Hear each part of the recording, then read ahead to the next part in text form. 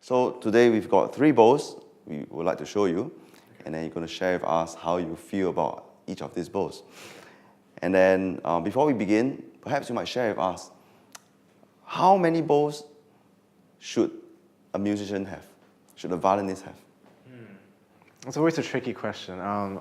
Whenever I see my professors or my fellow colleagues and musicians, they always have 2 to 3, even 4 bows in their case. But I think most of us usually use one main bow, and then the other bow could be a contrasting bow, which could be a lighter bow, it could be a heavier bow, where you use for specific pieces if you want to create a certain sound or want to do a certain technique that helps you play the piece that you want to play. So some pieces requires, let's say, more spiccato or more ricochet, and then there might be bows that would work better for that. And so I do know of people who have multiple bows for different effects. All right, so we can start off with this one in your hand, which is actually an Albert Nürnberger. And then perhaps you can show us and tell us how you feel about this bow. Yeah, sure. Let's just start by playing a couple of long strokes first. Because the first thing I look for in a bow is how it sticks to the string. So the bow hair, for me, the most important thing is how the bow hair has a sort of sticky sensation, a sort of friction with the string, and it never sort of wants to leave the string. A good bow would help you do a fantastic legato by itself. Characteristic of all good bows, this one too. The moment you start playing the down bow and the up bow, you notice that you don't have to really exert additional force or additional strength, and it sort of glides across the string without floating on the string, but it has a certain sort of stickiness to it that helps you draw out the sound. So this bow, I like it very much because it helps, first of all, it creates a very, very clear sound, and you don't really have to force it out, and it draws the core of the violin sound out very easily, instead of having to dig into the string to work for it. So it's really, really good.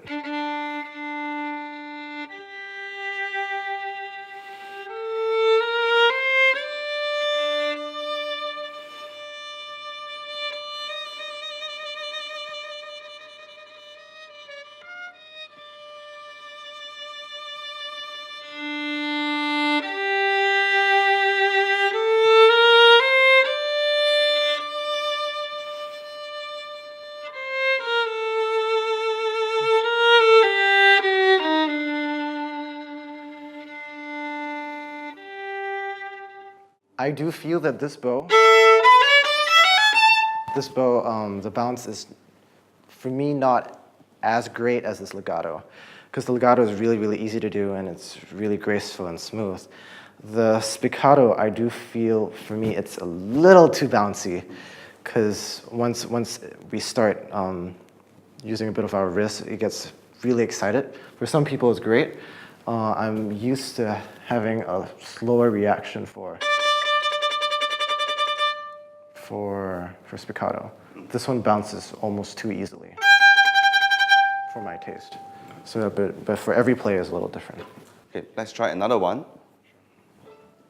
This time we've got the Andrea Vigneron. Okay. I think compared to the other one, this one has a different balance. So every bow has a different balance. So it could be heavier at the top or heavier at the bottom. For me, this bow is a little lighter at the frog, and then it gets heavier as you play on, which for some people might be great because naturally your weight of your arm is more heavy around the frog area, and so having a lighter frog area on the bow helps to compensate for that, and then the heavier tip would also help with the lighter weight at the tip, so it creates. If you get used to it.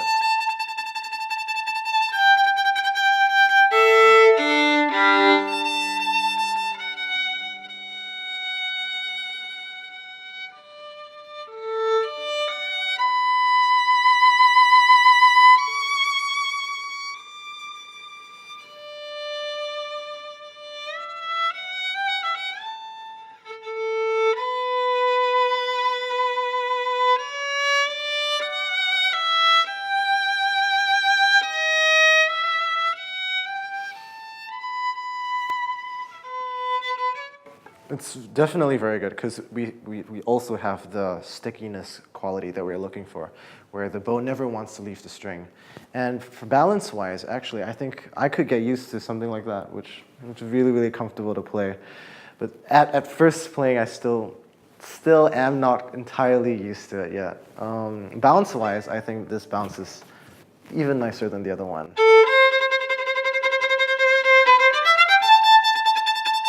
Because for me, this bounce has a sort of roundedness to it. The other one has, I think, almost too much clarity because it's so excited by your wrist action that it really, really tries to bounce. And this one, however,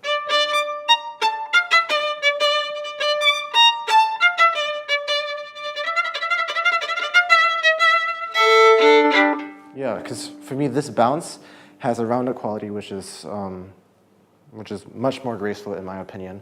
And that's the kind of sound I always go for. I don't really go for as much attack and articulation as other people. So for me, I actually prefer this bow to the other bow. Let's go to the third one. Sure. The third one is a heel bow, gold-mounted heel bow.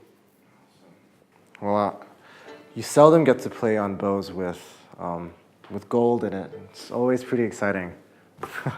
So, you know, we can talk about sound, we can talk about balance, we can talk about bounce, but the most important thing for a bow is about its playability and whether a player is comfortable playing with the bow, whether it's easy to play. Because, you know, the violin is all about how it projects and sound quality, but the bow allows the violinist to play with ease and with confidence and to play all of the difficult stuff as easily as it can get. So this bow, just the first few strokes, it's definitely lighter than the other two bows. Feels very comfortable.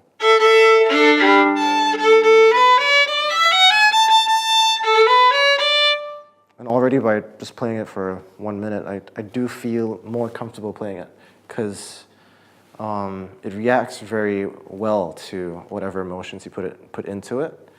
Sound-wise, I still feel that the first one that I played had a nicer legato, but ease of playing for me is very important as well, because how you feel when you play, whether it's easy or not, creates less mental stress for you, and you naturally play better. So I think playability is the most important thing you should look for in a bow.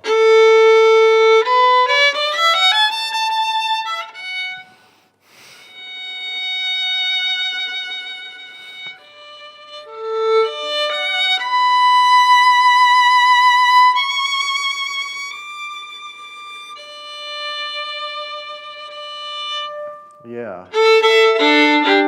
I guess the legato I still do prefer the first bow more.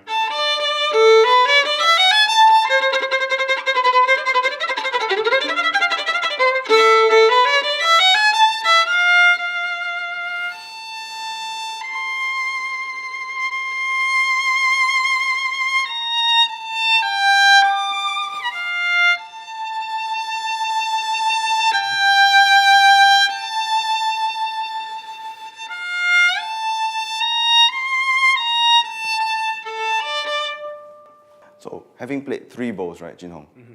Which is your preferred one? I actually still think I would prefer the first one, to be honest. And playability-wise, this is really easy to play, but I think I'm still won over by the sound, the legato sound that the first bow produces. So I would still choose the first bow. You know, it's really interesting, right, Jun Hong, that everybody likes a different bow. Yes. I mean, for what you might have said and what somebody else might have said, they have such different implications. Of course. Yeah.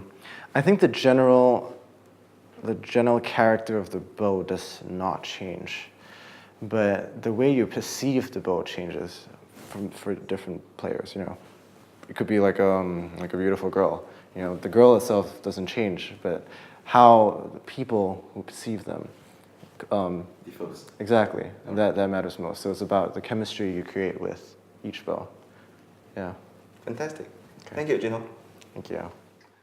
Thank you for watching the video. Hope you enjoyed our invited guests who actually can share their important knowledge towards how they should choose a bow. On the 25th of March 2015, we are going to have our second annual podium, and then this year we are going to talk all about bows. And our invited guests this year will be Mr. Yang Qin from New York and Miss Chen Zhou from Singapore. TMX Podium, or also known as Tong Ming Xi Podium, is an annual event where we organize to celebrate the knowledge and experience, and we want to aspire musicians into greater heights. The first year was violins, and the second year, which is going to be this year, we're going to work on bows. So at this event, Mr. Yang Qin will bring together a couple of important bows, and Miss Qian Zhou will actually perform on this bow and show us how these different bows would behave and respond to different actions. Hope to see you there.